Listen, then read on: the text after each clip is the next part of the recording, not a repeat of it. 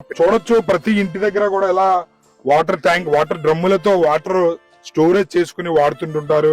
ఈ హౌసింగ్ కాలనీకి అయితే వాటర్ ట్యాంకుల ద్వారా వాటర్ సప్లై జరుగుతుంది. అది 4 రోజులకో 3 రోజులకో ఒకసారి చొప్పున వస్తుంటది. ఆ వచ్చినప్పుడే ఈ వాటర్ ని ఈ ట్యాంకులలో స్టోరేజ్ చేసుకుని దానిని వాళ్ళు వినియోగించుకోవడం జరుగుతుంది. ఈ ఇబ్బందిని గ్రహించిన పవన్ కళ్యాణ్ గారు వాళ్ళకి నీళ్ల ఇబ్బంది లేకుండా త్వరితగతిన అందుబాటులోకి తీసుకురావాలనే ఉద్దేశంతో ఇక్కడ ఈ హౌసింగ్ కాలనీలో వాటర్ ట్యాంక్ ని 2 కోట్ల రూపాయల నిధులతో నిర్మించడం అయితే జరుగుతుంది. మీరు ఇక్కడ మనకు పవన్ కళ్యాణ్ సార్ రాకముందు, like before he became the deputy chief minister, మనకు వాటర్ ప్రాబ్లం చాలా ఎక్కువగా ఉండేది. Because if you look at the lands కనుక చూసారంటే ఎక్కువ మనకు సాల్ట్ వాటర్ రావడం అన్నది జరుగుతూ ఉన్నింది. దీనికి ఉన్నటువంటి ఏకైక సోర్స్ వచ్చేసి మనకు ఏలేరు రిజర్వాయర్ నుంచి వాటర్ రావడం జరుగుతూ ఉన్నింది.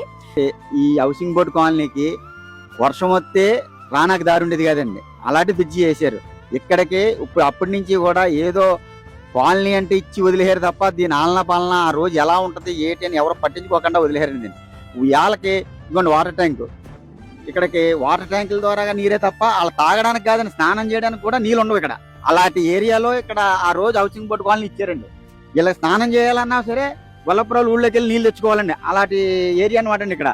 అలాంటి ఏరియా నుంచి డైరెక్టర్ మాకు పవన్ కళ్యాణ్ గారు ఇంత అలాంటి వాటర్ ట్యాంకులు కడుతున్నారంటే ఇంకా అలా ఆనందానికి అద్దె లేదు. పవన్ కళ్యాణ్ గారు వస్తేనే అభివృద్ధి కాదు, పవన్ కళ్యాణ్ గారు ఇక్కడ లేకపోయినా సరే ఆ కన్ని సైకితో ఇవాళ గొల్లపురంలో 4 వాటర్ ట్యాంకులు, సూర్యుడు చెరువు పని 4 కోట్లతో సూర్యుడు చెరువు పని 4 కోట్లు డ్రైన్లు రేపు మొదలెట్టబోతున్నారు. 4 కోట్లు డ్రైన్లు, మొత్తం 3 కోట్ల 1 కోటి రూపాయల డ్రైన్లు, 72 లక్షలు 15 ఫైనల్స్ రోడ్లు, ఇవన్నీ కూడా ఆ పవన్ కళ్యాణ్ గారు అక్కడ ఉండి కన్ను సైకితో చేయిస్తున్నారండి. ఇక్కడ ఇప్పుడు రైతాంగం చూసుకోండి, రైతాంగం ఇప్పుడు 5 సంవత్సరాల్లో ఎప్పుడు కూడా ఈ కాలం ఎలా ఉన్నదో కూడా చూడలేదు వాళ్ళు గత ప్రభుత్వంలో. ఈ రోజు ఏ కాలం అంటే చూడండి, ఏ రైతునంటే అడగండి వెళ్ళి. ఇలా వాటర్ అండి అక్కడ లేకపోయినా సరే మీకు ఎందుకు మీరు ఊడ్చుకోండి నేను నీరు ఇప్పింతానని చెప్పి పవన్ కళ్యాణ్ గారు వెంటనే మన్నా నీరు ఇచ్చారు. నీరు అలా ఆగుతుందని అనుకోవడం అంతే, మనసులో అనుకున్నాం మేము. అనుకున్న దానికి అక్కడ నెరవేరిపోతుందండి.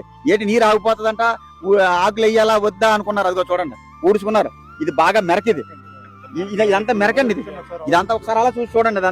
అదంతా కూడా మెరక ఏరియా అండి. ఇదంతా ఈ మెరక ఏరియాను కూడా శుభ్రంగా అన్ని ఊడ్చుకున్నారండి. ఇలా ఊడ్చుకున్నారండి. ఇదంతా పవన్ కళ్యాణ్ గారు చొరవ కాకపోతే అవుతుందండి. ఇది పవన్ కళ్యాణ్ గారు తీర్చిదిద్దాలంటే ఇదే మేము అనుకున్నా మనసులో ఎలాగరా నీరు ఎలాగరా అని అనుకున్నారు రైతులందరూనే.